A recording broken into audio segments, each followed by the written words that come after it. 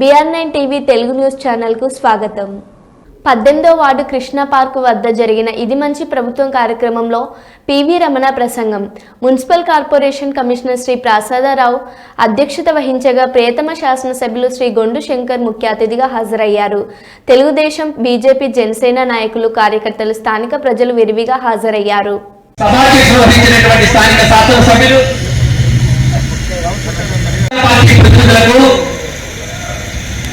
ఈ కార్యక్రమంలో పాల్పంచుకున్నటువంటి డ్వాక్రా మహిళలకు, స్థానిక ప్రజలకు అందరికీ కూడా పేరు పేరున నా హృదయపూర్వక నమస్కారాలు. ఇది మంచి ప్రభుత్వం. మనందరం 5 సంవత్సరాల అష్ట కష్టాలు పడ్డాం. ఈ రాష్ట్రం మొత్తం అధోగతి పాలైపోయింది. మంచి రోజులు ఎప్పుడు వస్తాయని ఎదురు చూసాం. 5 సంవత్సరాలు ఎప్పుడు పూర్తవుతుందా అని ఎదురు చూసాం.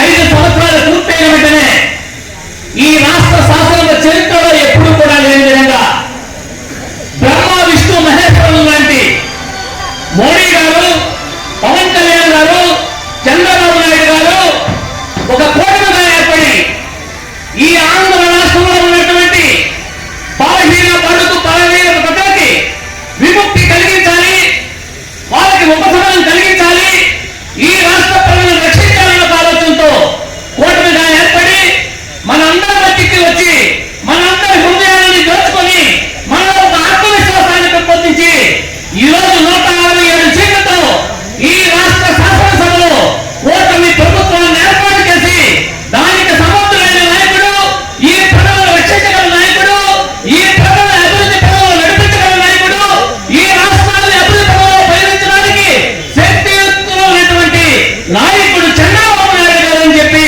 అన్ని పార్టీలు కూడా ఏకాకీగా చంద్రబాబు నాయుడు గారి నాయకత్వాన్ని బలపరిచి ఈ రాష్ట్ర ముఖ్యమంత్రిగా మన మధ్యకు పంపించారు. అయితే ఏ విశ్వాసంతో మనం ఓటేశామో, ఏ విశ్వాసంతో మనం ఓటించిన నాయకుడిగా చేశామో, ఏ ఆత్మవిశ్వాసంతో తెలుగుదేశం పార్టీ కూటమికి ఓటేశామో వాళ్ళందరూ కూడా ఈ రోజు మనం ఇచ్చిన ఓటుకి విలువ చేస్తూ, మన గౌరవాన్ని ఒప్పు చేయకుండా, మన విశ్వాసాన్ని రెట్టింపు చేస్తూ ఈ రోజు మన కోసం పనిచేస్తున్నారు. 100 రోజుల పాలనలోనే ఈ రాష్ట్రాన్ని అప్పుల నుండి ఈ రోజు పిక్చర్ ఇవ్వడానికి డబ్బులు ఉండేవి కావు, జీతాలు ఇవ్వడానికి డబ్బులు ఉండేవి కావు. అటువంటి పరిస్థితుల నుండి ఈ రోజు అభివృద్ధి పనుల్లో ఈ రాష్ట్రాన్ని పరిగెత్తి పెట్టిస్తూ సంక్షేమ పథకాలతో మన హృదయాన్ని దోచుకుంటున్నటువంటి కూటమి ప్రభుత్వం 100 రోజులు విజయవంతంగా పూర్తి చేసి శతదినోత్సవ వేడుకలు పూర్తి చేసుకుని మీ మధ్యకి వచ్చి మీరు ఇచ్చినటువంటి తెలుగుదేశం పార్టీ కూటమి ప్రభుత్వం ప్రజలకు మీకు ఇది చేసింది.